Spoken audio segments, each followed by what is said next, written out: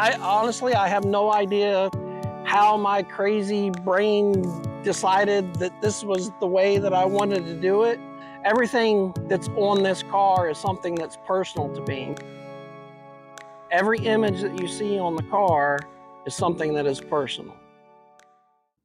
My name is Scott Preston, and I drive a 2019 Corvette ZR1, as they say it in Canada. It was an organization that was started simply through tragedy. I lost buddies to combat, and then I started losing buddies to suicide.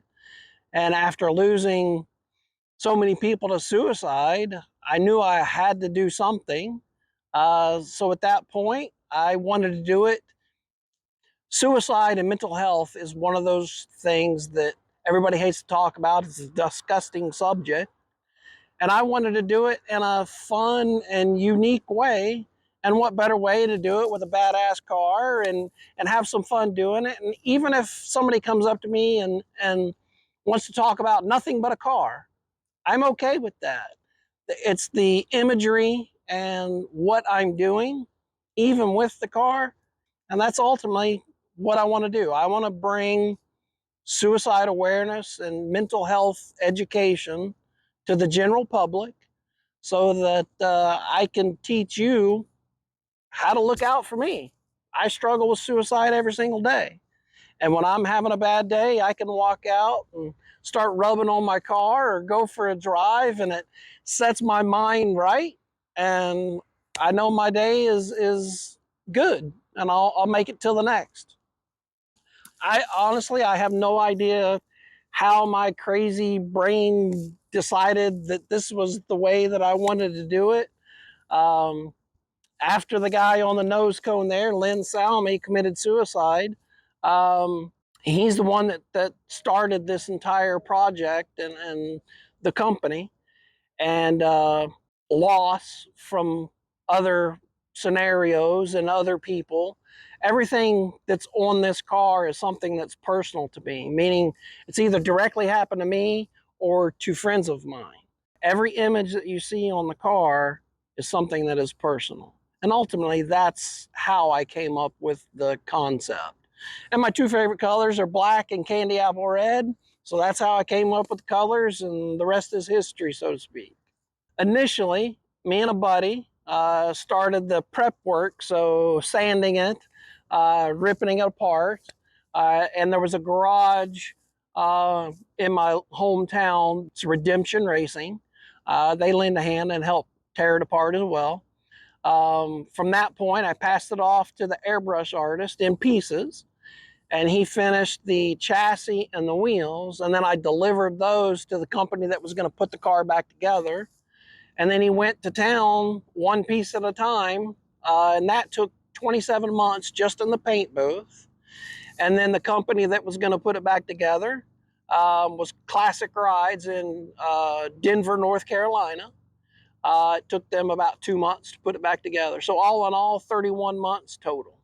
In fact, there is nothing, and you can't really see it on film unless you wanted to put it up on a lift and look. I've had the entire exhaust system color-coded blue, like some of the other blue that you see. I've even had the entire exhaust system colored. So there's really not any inch that hasn't been changed on the outside. Lynn Salmi, because his suicide was very difficult for me, and he's right on the nose for a reason, because that was the pinnacle, that was the driving force for this. And if you look at the front of the car looks mean as hell. So it's pretty badass. That is pretty important to me. But there's a saying, and that was, if you kill yourself, you're also killing those who love you. And to me, that really hits home, because a lot of times people who commit suicide or who attempt suicide, they never really realize the damage that's left behind for everybody else to pick up the pieces. We never know the struggles that somebody is going through. So always be kind. One negative word to one individual at the wrong time could cause them to do something stupid. When I'm out here doing what I do, obviously I'm a veteran and I do have a lot of physical ailments. And I suffer when I'm standing out at a show for hours on end talking to people, but I would not change it for the world. I don't care if you see this video or you see me out at a show, wherever you see me, you hear about that, reach out. I love talking to everyone. And if I can save one person or I can help one person, or if you just want to call and shoot the shit, I am more than willing to take the time to talk to you. I would much rather take the time right now to talk to you than tomorrow morning wake up and read your obituary. Obviously, we're just budding, and as a nonprofit, as all nonprofits do, our growth is dependent on the generosity of others. Um, I do have other projects that I want to do and get rolling on, but we have to grow. We have to take advantage of what we've got here. This is a powerful car. As of right now, everything comes out of my own pocket, and I'm more than willing to do that for as long as I can. But ultimately, we do have to rely on the generosity of others.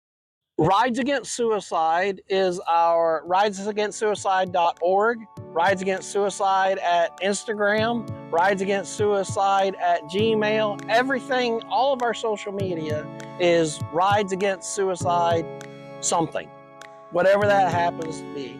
If you would like to support us, come on out to one of the shows that we may happen to be at, or you can always log on to the website and we have a way you can donate there. You can always reach out to me personally with the company email. And if you want to buy any of our merchandise or just donate in general, you can.